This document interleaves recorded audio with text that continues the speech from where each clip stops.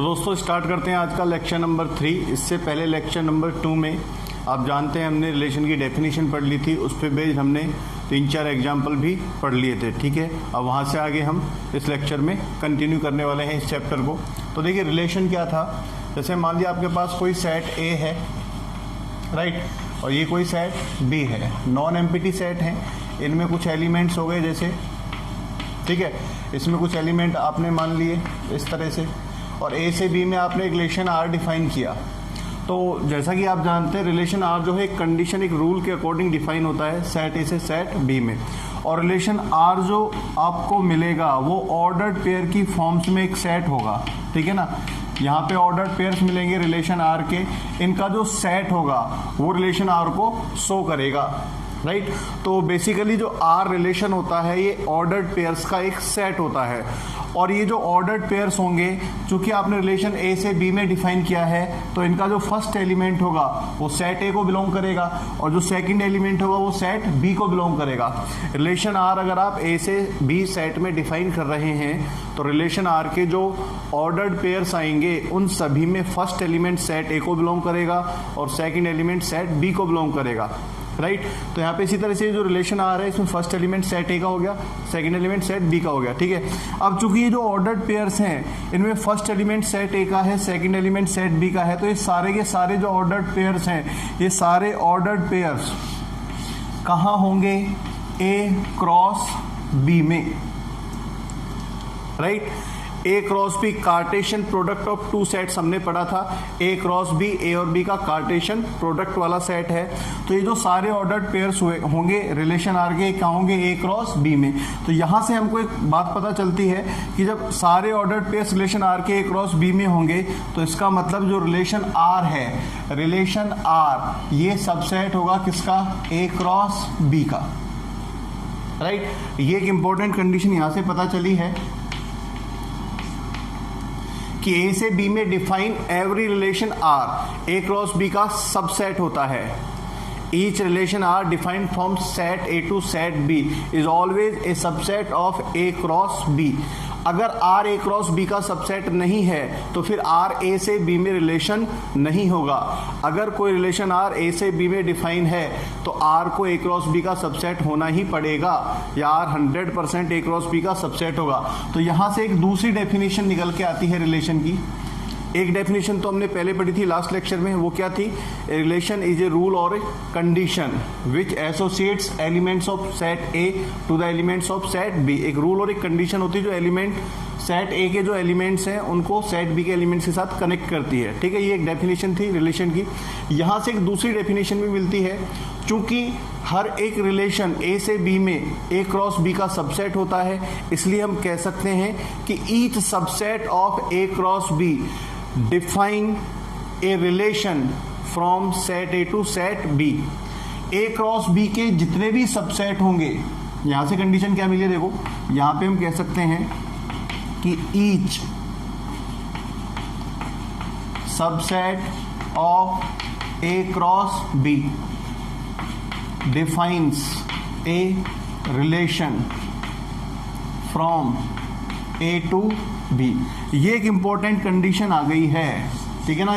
ये ध्यान रखने की बात है कि ए क्रॉस बी में जो रिलेशन होगा, ए क्रॉस बी में जो सबसेट बनेंगे, ए क्रॉस बी के जो भी सबसेट बनेंगे, जितने भी सबसेट बनेंगे, हर एक सबसेट ए से बी में एक रिलेशन को डिफाइन करेगा, ठीक है। तो यहाँ से एक रिलेशन की दूसरी डेफिनेशन बन जाती है कि ए से बी में डिफाइन हर एक रिलेशन ए क्रॉस बी का एक सबसेट होता है, राइट। आई होप आपको समझ में आया होगा।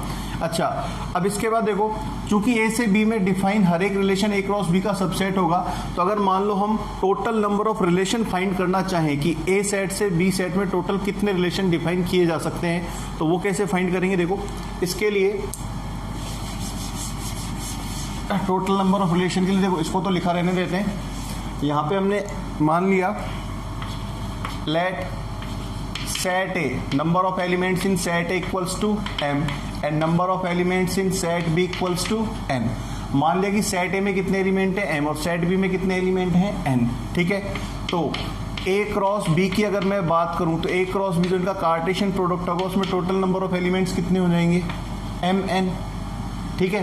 अच्छा, अभी आपने यहाँ पे देखा कि जो रिलेशन होगा each subset of A cross B defines a relation from A to B. A से बी में जो डिफाइन रिलेशन होता है वो ए क्रॉस बी का सबसेट होता है। तो इसका मतलब ए से बी में उतने ही रिलेशन डिफाइन किए जा सकेंगे जितने कि ए क्रॉस बी के सबसेट बनेंगे। I repeat it again, A cross B के जितने सबसेट पॉसिबल होंगे उतने ही रिलेशन आप सेट ए से सेट बी में डिफाइन कर सकेंगे या कर पाते हैं, ठीक है ना। तो यहाँ पे जैसे ए में m एलिमेंट है, बी में n एलिमेंट है, तो ए क्रॉस बी में कितने एलिमेंट हो गए mn। तो टोटल नंबर ऑफ सबसेट अगर मैं फाइंड करूं, total number of subsets of A cross B, तो ए क्रॉस बी के टोटल नंबर ऑफ सबसेट्स कितने हो जाएंगे 2 पावर mn। आप जानते हैं किसी सेट में अगर मान लीजिए n एलिमेंट हैं तो उसके टोटल नंबर ऑफ सबसेट कितने होते हैं 2 पावर n। तो यहाँ पे a क्रॉस b में कितने एलिमेंट थे mn, तो a क्रॉस b के टोटल कितने सबसेट बन जाएंगे 2 पावर mn, ठीक है। अब चूंकि a क्रॉस b के टोटल कितने सबसेट बने हैं 2 पावर mn, इसलिए a से b में therefore total number of relations, total number of relations that can be defined from A to B equals to 2 power mn, right. I hope आपको समझ में आया होगा। तो A से B में टोटल कितने रिलेशन डिफाइन किए जा सकते हैं 2 पावर mn। 2 पावर mn कैसा है एक बार फिर से बता देता हूँ। चूंकि सेट ए में m एलिमेंट हमने कंसीडर किए थे, सेट बी में n एलिमेंट कंसीडर किए थे, तो इनके कार्टेशियन प्रोडक्ट में कितने एलिमेंट आए mn, ठीक है। अब कार्टेशियन प्रोडक्ट के जितने भी सबसेट बनेंगे हर एक सबसेट एक रिलेशन को डिफाइन करेगा जो ए से बी में डिफाइन होगा, ठीक है। तो इसलिए total number of relations that can be defined from set A to set B will be equal to the number of total number of subsets of A cross B. तो A cross B के जितने subset बनेंगे उतने ही relation आप ए से B में define कर सकेंगे। तो ए से बी में कितने रिलेशन डिफाइन हो जाएंगे 2 पावर mn, क्योंकि ए क्रॉस बी के सबसेट्स की संख्या कितनी होगी 2 पावर mn होगी, ठीक है ना। तो एक फॉर्मूला आ गया, ये आपको ध्यान रखना है, ये एक इंपॉर्टेंट फॉर्मूला है, ठीक है। एक ये डेफिनेशन ये भी इंपॉर्टेंट थी। तो ये रिलेशन की डेफिनेशन से रिलेटेड कुछ चीज़ें हैं, बहुत ही इंपॉर्टेंट है, आपको ये ध्यान में रखनी है, ठीक है। अब इसके बाद हम बात करेंगे domain, codomain and range of a relation, right.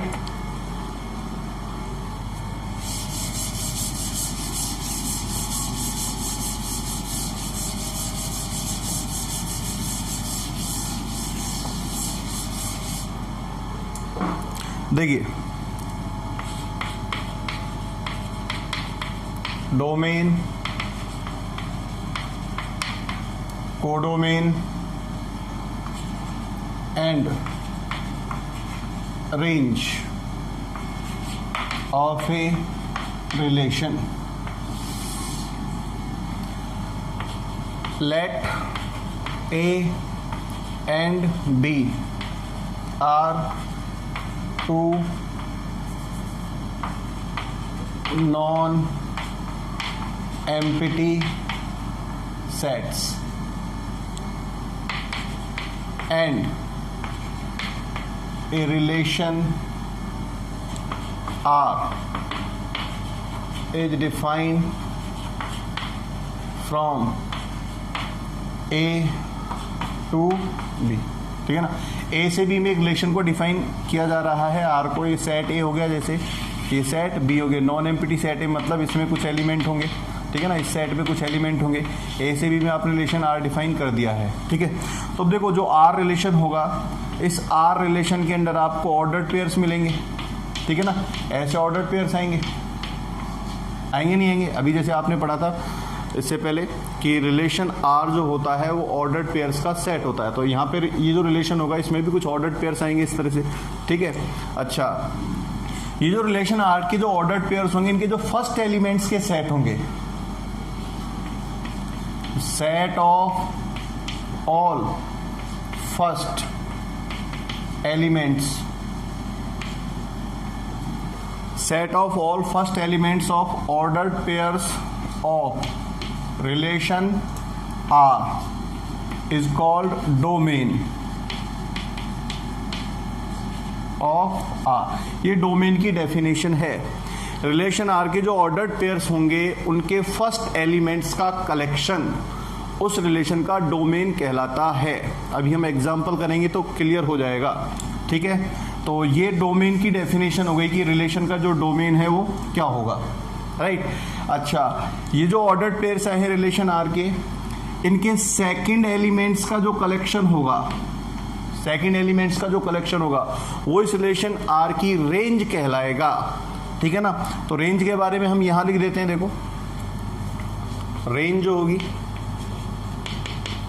Range क्या होगी, set of second elements, second elements of all ordered pairs of relation R। तो रिलेशन R के जो ऑर्डर्ड पेयर्स आए हैं, इनके सेकंड एलिमेंट्स का जो सेट होगा वो इस रिलेशन की रेंज को शो करेगा।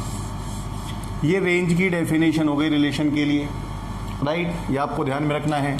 और चूंकि आपने रिलेशन को A से B में डिफाइन किया हुआ था, तो ये जो B सेट है, ये जो B सेट है, ये जो कंप्लीट B सेट है, इसको हम रिलेशन R का कोडोमेन कहते हैं, ठीक है ना। ये जो B सेट आएगा, whole set B is called codomain of the relation.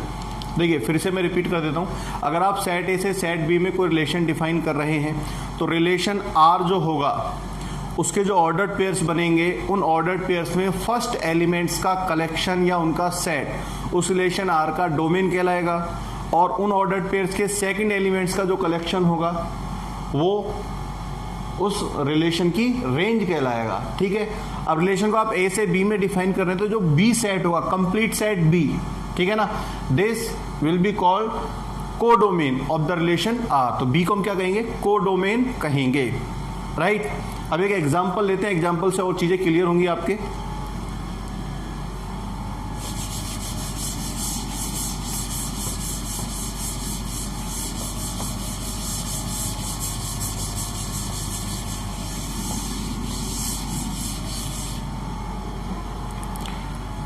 देखिए एक एग्जांपल लिया हमने, गिवन, पहले टोटल नंबर ऑफ रिलेशन का एक एग्जांपल कर रहे हैं। Set A B C P, right. Set B X Y Z, then find total number of relations from A to B। तो A से B में टोटल कितने रिलेशन डिफाइन किए जा सकते हैं, ये हमें फाइंड करना है, ठीक है। सिंपल क्वेश्चन है। तो इसका जो आंसर है, देखो टोटल नंबर ऑफ रिलेशन कितने हो जाएंगे, टोटल नंबर ऑफ रिलेशंस।